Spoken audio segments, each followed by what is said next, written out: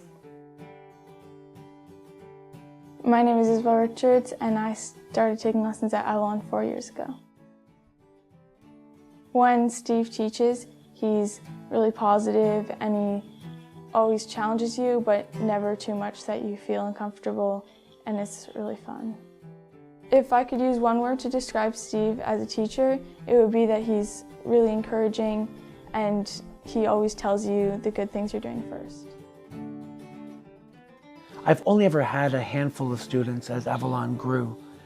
These were advanced kids who I took from a young age, and then as time went on, we could do advanced soloing and high-level Royal Conservatory classical grades.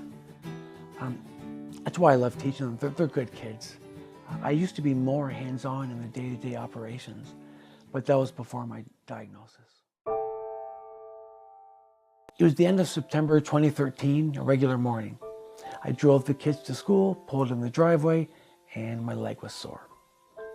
By the time I looked at it, my entire leg had gone purple.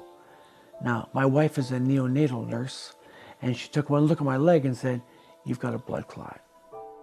After the CAT scan, the doctor showed me a nice kidney bean-shaped kidney on my left, and right where the other kidney should have been was a great big black mass the size of a grapefruit. He said, "This is a tumor. It's stage 3, which is pretty nasty. Stage 4 means it's metastasized or that it's spread." So it had not spread, thank goodness. So he said, "You need surgery within a week or 2. We're going to open you up and take it out."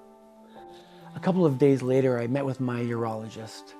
So he said, "Well, there's a 40% chance that you won't wake up from the table because there's a huge blood clot here. And when we remove the tumor," he said, "the blood clot might shoot up into your heart, and there's nothing we can do other than to watch you die." He said, "So you need to update your will, get your affairs in order, maybe work on your bucket list." It's a pretty messed up time.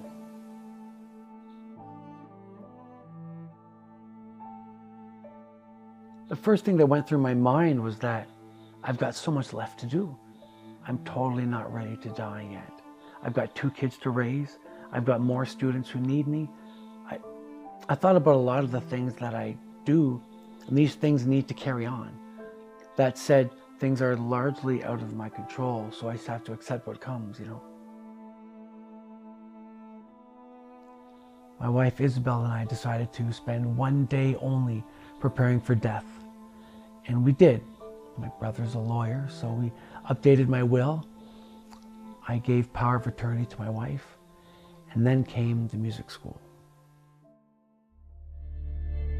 When I found out about Steve not being very well, I actually found out from Steve's sister.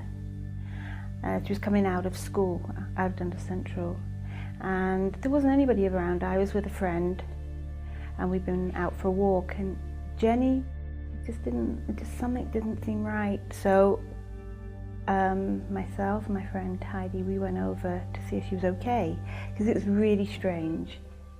And I can remember asking her, and she said, "Oh, it's okay, it's nothing anyone can help with." And I said, "Well, problem shared is problem halved." But it became apparent that when she told us, about Steve, that sinking feeling when you can't do anything about it. And so we just, she smiled, managed to smile.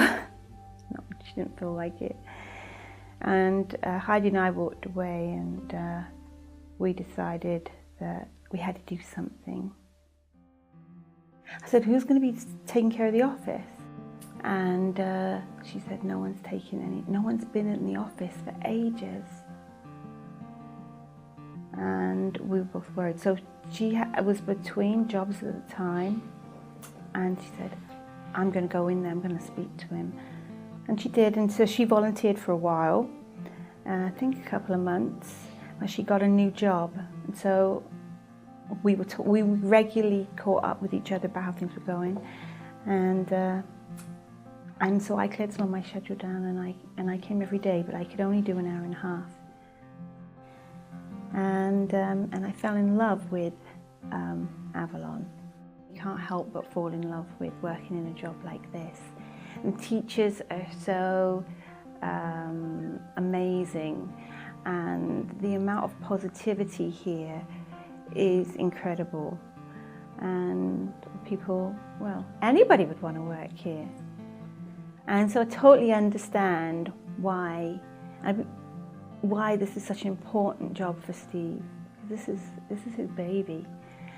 And it seems to me that it was difficult to separate where Steve's part ends and where Avalon begins.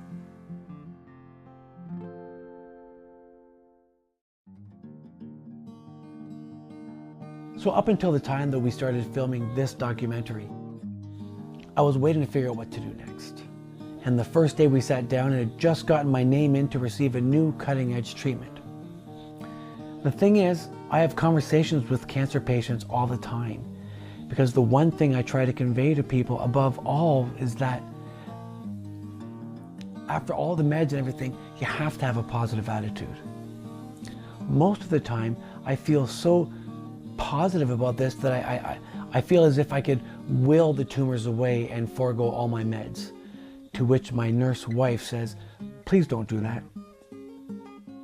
One of the things I do every now and again is I plan my victory party, like the specific details about which musicians we're going to have play there, who's going to work sound, and where we're going to have the party.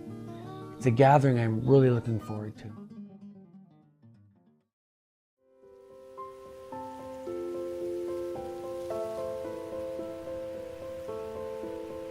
As for Avalon Music Academy, they're in good hands. With Helen and all the dedicated teachers who love what they do, Avalon will continue to be a place where kids can fall in love with music, just like I did.